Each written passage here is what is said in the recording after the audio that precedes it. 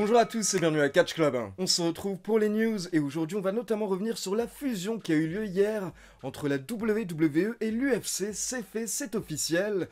Puis on va également s'intéresser à Matt Riddle, Bad Bunny, LA Knight et on va rapidement revenir sur le licenciement de CM Punk. Mais il y a également d'autres petites infos car je n'avais pas pu sortir de vidéo news depuis environ 2 semaines. Donc là aujourd'hui je vais tout balancer. Et on démarre avec une news par rapport à Catch Club car pour info ce vendredi à 19h je vais vous sortir une vidéo spéciale, une vidéo inédite par rapport à mon voyage en Floride qui avait eu lieu vers le mois de mars. Et donc là la vidéo c'est le guide complet de mon voyage à Universal Studios Florida. Donc comme vous le savez c'est un énorme parc d'attractions avec plein d'univers comme Marvel, Harry Potter, Men in Black, les Simpsons et plein d'autres choses. Et donc en gros en fait je vous ai fait un résumé de mes 2 jours à Universal avec les meilleures attractions à tester et tout ce qu'il faut absolument aller checker. Donc rendez-vous vendredi à 19h et je compte sur vous car c'est vraiment quelque chose de nouveau on va dire pour la chaîne. Une vidéo spéciale vlog parc d'attractions et pour info faut savoir que j'adore les parcs d'attractions et si jamais cette vidéo fonctionne bien je vais essayer d'aller en faire quelques autres. On passe aux news, on va démarrer avec une info étonnante par rapport au AOP, Akam et Rezar, car il y a quelques jours, le média américain Fightful nous a informé que les AOP ont re-signé avec la WWE, mais ça ne s'est pas fait récemment. Apparemment, d'après Fightful, les AOP auraient re-signé en 2022, donc il y a plusieurs mois, mais ils n'ont tout simplement pas été utilisés depuis. Et donc derrière, vous avez le média américain PW Insider qui a confirmé l'info de Fightful en disant que ces derniers jours, il y a eu des discussions en coulisses du côté de NXT pour justement ramener les AOP. Donc on pourrait potentiellement bientôt les voir du côté de NXT les mardis soirs. Et j'en profite également pour donner une petite mise à jour par rapport à Carlito car vous êtes nombreux à me poser des questions. Alors pour rappel, d'après la plupart des médias américains, Carlito a bien signé avec la WWE il y a environ 3 mois. Mais un petit peu comme les AOP, il attend d'être utilisé. À la base, il y avait des plans pour lui lors d'un SmackDown qui avait lieu au Madison Square Garden, mais au final, ces plans ont été annulés. Donc à l'heure actuelle, Carlito patiente. Puis lundi dernier, lors de Raw, on a eu le droit au retour de Nia Jax, et là c'est Fightful qui nous donne quelques infos, et Fightful nous informe que Nia Jax a re-signé avec la WWE il y a environ 1 mois, un peu plus d'1 mois, et le fait que Nia Jax ait signé avec la WWE confirme que le gel des embauches a été arrêté, car pour info, depuis le début de l'année, depuis le retour de Vince McMahon, la WWE avait plus ou moins frisé les embauches, ils avaient arrêté d'embaucher de nouvelles superstars, mais apparemment dorénavant c'est bon, ils ont repris les embauches et donc on devrait voir de nouvelles têtes petit à petit lors des prochains mois. Et je rappelle que parmi les personnes qui pourraient revenir lors des prochaines semaines, nous avons notamment Kairi Sane. On enchaîne avec une petite mise à jour par rapport à Dakota Kai car comme vous l'avez vu, Dakota Kai dorénavant apparaît du côté de SmackDown avec Damage Control et du coup les fans se demandaient si elle allait bientôt pouvoir remonter sur les rings. Mais pour info, cette semaine Dakota Kai a effectué un stream sur Twitch où elle a expliqué qu'elle ne pourra pas remonter sur les rings avant 2024. Donc un retour semble le plus probable vers début 2024. On enchaîne avec une bonne nouvelle concernant Becky Lynch car pour info hier soir lors du show hebdomadaire NXT, Becky Lynch a battu la championne NXT Tiffany Stratton pour remporter le titre NXT féminin. C'est la première fois que Becky Lynch remporte le titre de NXT et au passage ça lui permet de devenir Grand Slam Champion car dorénavant Becky Lynch a remporté le titre féminin de Raw, le titre féminin de SmackDown, le titre NXT et les titres féminins par équipe. On continue avec une petite mise à jour par rapport à Bryan Danielson car la semaine dernière, Danielson a fait peur à tout le monde lors d'une promo, lors d'un show AEW où il a expliqué qu'il a promis à l'une de ses filles d'arrêter de monter sur les rings, d'arrêter de catcher quand elle aura 7 ans et à l'heure actuelle elle a 6 ans, donc elle va avoir 7 ans d'ici l'année prochaine. Ce qui voudrait dire que Bryan Danielson va prendre sa retraite l'année prochaine. En gros, c'est ce qu'il a essayé de nous expliquer la semaine dernière lors d'un show AEW. Mais pour info derrière, vous avez le média américain Sports Illustrated qui est intervenu pour nous expliquer qu'en effet, Danielson va bien s'éloigner des rings à partir de l'année prochaine, mais par contre, il n'aurait pas prévu de prendre sa retraite, et à la place, il aurait prévu de tout simplement moins catcher, et de devenir une sorte d'attraction spéciale un petit peu à la Brock Lesnar, donc quelqu'un qu'on verrait 3-4 fois par an, principalement pour les shows majeurs de la AEW. On enchaîne avec des nouvelles de notre lapin préféré Bad Bunny, qui a effectué une interview chez Vanity Fair cette semaine. Et donc là, il a été très rapide quand il a parlé de catch, mais il a précisé que même si son match par exemple face à Damien Priest lui a fait très mal, eh bien l'envie de remonter sur les rings, l'envie de catcher revient toujours. Donc Bad Bunny a confirmé que oui, il souhaite refaire un passage à la WWE. Et là Bad Bunny a ajouté une chose, il a déclaré que son plan est de prendre le titre de Roman Reigns. Donc apparemment Bad Bunny veut une petite rivalité avec le chef tribal. On enchaîne avec un dossier assez particulier qui concerne Matt Riddle, car pour info, le week-end dernier, Matt Riddle a posté un message sur son compte Instagram où il a déclaré qu'il s'est fait harceler sexuellement par un officier de police à l'aéroport JFK, donc à New York. Puis quelques minutes plus tard, Matt Riddle a effacé ce post et il a posté un autre message où il a simplement déclaré qu'il est enfin sorti de l'aéroport et il espère qu'il n'aura jamais à y remettre les pieds. Mais derrière, vous avez des médias américains qui ont tenté de contacter la police. Et là, les informations que nous avons eues, c'est qu'en gros, apparemment, lors d'un vol, il y avait un passager qui causait des problèmes. Donc la police a été appelée pour gérer ce passager une fois que l'avion a atterri. Et en fait, ce passager, c'était Matt Riddle. Donc la police est allée s'occuper de Matt Riddle et apparemment, à ce moment-là, tout s'est très bien passé. Matt Riddle s'est excusé par rapport au problème qu'il aurait créé. Et derrière, la police est repartie et il n'y a eu aucun souci. Ce qui fait que justement, pour cette raison, la police a été très étonnée par rapport au poste de Riddle. Mais en tout cas, une enquête interne a été lancée par la police pour savoir exactement ce qui s'est passé. Et du coup, comme vous l'avez remarqué, lundi dernier, Matt Riddle n'était pas présent à Raw, et les fans supposaient que Riddle avait été retiré de Raw à cause de cette affaire, mais d'après les médias américains, ce n'est pas du tout le cas, et d'après les médias américains, Riddle n'était pas présent à Raw à cause de différents problèmes de santé. Il souffrirait notamment d'une infection à l'oreille, et il aurait également une bronchite. C'est pour cette raison qu'il serait resté à la maison. On enchaîne avec une mise à jour par rapport à Zilla Fatou, le fils de Umaga. Je vous en ai parlé plusieurs fois cette année car pour rappel, en début d'année, il avait rejoint l'école de catch de Booker T et ensuite il avait effectué son premier match l'été dernier et il avait remporté le match avec le Samoan Spike, le finisher de son papa.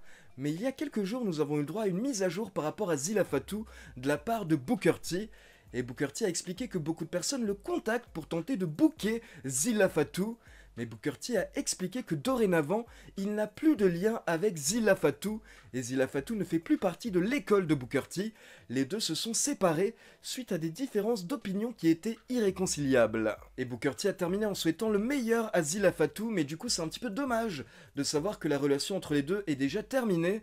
Mais en tout cas, on espère que tout va bien se passer pour Zilla Fatou, car pour rappel, quand il avait rejoint l'école de Booker T en début d'année, il venait juste de sortir de prison. C'est un jeune qui a eu beaucoup de problèmes durant sa jeunesse, et donc on croise les doigts pour lui, on espère que tout va bien se passer lors de sa carrière. On enchaîne avec le licenciement de CM Punk, donc je n'avais pas pu encore en parler sur Catch Club, en tout cas sur YouTube, donc je vais le faire très rapidement, et je vais essayer de vous redonner toutes les étapes. Donc pour rappel, tout a commencé environ 2 semaines avant le pay-per-view All In, et à l'époque nous avions le catcheur Jungle Boy Jack Perry, qui avait validé un bump où il voulait utiliser une vraie vitre avec les officiels de la AEW. Il avait demandé l'autorisation et les officiels avaient dit oui, mais derrière CM Punk est intervenu en disant que selon lui le bump était trop dangereux et du coup il avait interdit à Jack Perry d'utiliser une vraie vitre. Et apparemment ça avait fortement déplu à Jack Perry car il ne comprenait pas pourquoi est-ce que CM Punk lui interdisait le bump alors que les officiels de la AEW lui avaient donné l'autorisation. Et du coup 2 semaines plus tard lors de All In, Jack Perry affrontait Hook. Les deux catcheurs se sont retrouvés sur une voiture et là il y a eu un bump sur un pare-brise. Et derrière directement Jack Perry s'est relevé, il a fixé la caméra et il a gueulé « C'était une vraie vitre !» Alors qu'est-ce que tu vas faire? Tu vas pleurer maintenant? Et bien entendu, à ce moment-là, tout le monde a supposé que Jack Perry s'adressait à CM Punk. Et CM Punk a vu le passage en coulisses sur un écran, ce qui fait que derrière, quand le match s'est terminé, Jack Perry est retourné en coulisses. Et là, il y a eu une confrontation entre Jack Perry et CM Punk. Mais par contre, d'après les témoins qui étaient présents, il y a plein de versions différentes, donc on ne sait pas exactement qui a démarré la confrontation. Mais en tout cas, il y a eu une petite confrontation et apparemment, d'après la plupart des versions, CM Punk a tenté de maîtriser Jack Perry, notamment avec un étranglement. Et le problème, c'est que l'incident n'est pas passé inaperçu car il a eu lieu directement sous les yeux de Tony Khan en coulisses. Et à côté de ça, d'après la plupart des médias américains, l'incident aurait été filmé car apparemment à Wembley en coulisses il y a des caméras un peu partout. Et donc là d'après les témoins qui étaient sur place, c'est Samoa Joe qui est intervenu pour séparer Jack Perry et CM Punk et pour tenter de calmer CM Punk car CM Punk devait catcher tout de suite derrière contre Samoa Joe. Et apparemment à ce moment-là, CM Punk était très tendu, et d'après certains témoins, il y a même un moment où il ne voulait plus remonter sur les rings, donc Tony Khan serait également intervenu, mais apparemment CM Punk était très énervé sur Tony Khan, et à un moment il aurait même foncé sur Tony Khan. Alors attention, il ne l'aurait pas frappé, mais en tout cas il aurait un petit peu menacé, on va dire, physiquement, ce qui aurait pu faire peur à Tony Khan. Et ce qui est vraiment triste, c'est qu'après All In, qui était un show historique, eh bien les gens se sont plus intéressés à la bagarre entre CM Punk et Jack Perry qu'au pay-per-view All In, donc ça c'était vraiment dommage pour la AEW. Et du coup après All In, la AEW a lancé une enquête interne par rapport à l'incident entre CM Punk et Jack Perry. La AEW a également suspendu CM Punk et Jack Perry pendant l'enquête, puis quelques jours plus tard, 6 jours plus tard, donc le samedi suivant, juste avant AEW Collision, la AEW a posté un communiqué de presse officiel dans lequel la fédération a expliqué que suite à l'enquête interne, le comité de discipline de la AEW et des conseillers extérieurs ont tous recommandé à Tony Khan de mettre fin au contrat de CM Punk. Et donc dans le communiqué, Tony Khan confirme qu'il a bien mis fin au contrat de CM Punk, il a viré CM Punk. Et derrière, Tony Khan s'explique, il remercie CM Punk pour tout ce qu'il a apporté à la AEW, mais Tony Khan explique également qu'il doit protéger la fédération et qu'il doit faire ce qu'il y a de mieux pour toutes les personnes qui travaillent pour la AEW et qui travaillent pour que la AEW puisse produire des choses semaine après semaine. Et derrière, Tony Khan s'est également exprimé lors de AEW Collision, il a confirmé le licenciement de CM Punk et là il a dit quelque chose de très intéressant. Tony Khan a précisé que ça fait plus de 30 ans qu'il va à des shows de catch en tant que fan, et ça fait près de 5 ans dorénavant qu'il produit des shows de catch, mais lors de All In, c'est la première fois qu'il a eu peur pour sa sécurité, et c'est également la première fois qu'il a senti que sa vie était en danger à un show de catch. Et Tony Khan a expliqué que bien entendu, il ne pouvait pas continuer à travailler dans de telles conditions. Donc à l'heure actuelle, CM Punk se retrouve agent libre, mais par contre, nous ne savons pas s'il a une clause de non-concurrence, donc on ne sait pas s'il peut déjà signer avec une autre fédération ou pas. Et juste pour finir, j'ai deux autres précisions par rapport à CM Punk. Alors d'abord, il y avait beaucoup de fausses rumeurs qui annonçaient que CM Punk s'était également embrouillé avec Miro lors de All In. Mais pour info, c'est totalement faux, et les médias américains ont confirmé que CM Punk a bien parlé avec Miro à All In en coulisses, mais ils étaient tout simplement en train de discuter, c'était bon enfant, c'était des blagues, et il n'y avait aucune tension entre les deux. Par contre, il y a une nouvelle embrouille de CM Punk qui est ressortie ces derniers jours, et cette embrouille concerne William Regal. En effet, nous avons appris que l'année dernière, en 2022, quand William Regal avait rejoint la AEW, lors de sa première apparition à la AEW, quand il est arrivé en coulisses, il allait dire bonjour à tout le monde, et quand il est arrivé à CM Punk a refusé de serrer la main de William Regal, et là CM Punk a dit à William Regal, écoute, je ne t'aime pas, je ne te respecte pas, et selon moi, tu n'es qu'un laquais de Triple H. Et apparemment derrière, William Regal n'a pas voulu en faire toute une affaire, donc il est simplement parti dans son coin avec des catcheurs qu'il connaissait. On enchaîne avec quelques infos par rapport à LA Knight, car depuis quelques jours, il y a des rumeurs comme quoi LA Knight et la WWE seraient en train de négocier pour une prolongation de contrat. Et pour info, ça a été confirmé par Fightful. Fightful nous a expliqué qu'en effet, LA Knight et la WWE sont en discussion pour un nouveau contrat d'une durée de 5 ans, mais apparemment pour le moment ils n'ont pas réussi à s'entendre, notamment au niveau de la somme, au niveau de l'argent, et selon Fightful, il y aurait un gros écart entre ce que souhaite LA Knight et ce que la WWE est prête à lui donner. Mais par contre, Fightful précise que quoi qu'il arrive, LA Knight devrait tout de même recevoir un méga push, car à l'heure actuelle, il est tout de même sous contrat jusqu'en 2025, donc la WWE sait qu'elle peut compter sur lui, et son push est bien prévu, et la WWE ne va pas arrêter de le pusher juste parce qu'il n'a pas encore signé sa prolongation de contrat, donc soyez rassurés par rapport au push de LA Knight.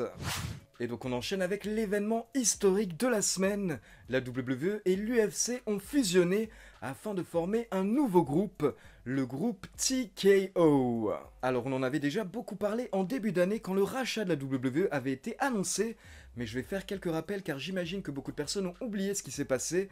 Donc pour rappel, en début d'année, juste après WrestleMania, la WWE avait annoncé que la fédération a été vendue au groupe Endeavor. Et donc Endeavor, c'est le même groupe qui possède justement l'UFC. Et derrière, justement, Endeavor a annoncé que leur objectif, c'était de fusionner la WWE et l'UFC au sein d'une même société qui s'appellera TKO et qui a donc officiellement été lancée hier le mardi 12 septembre. Et là, la première question qu'on m'a beaucoup posée, c'est pourquoi cette fusion? À quoi sert une fusion?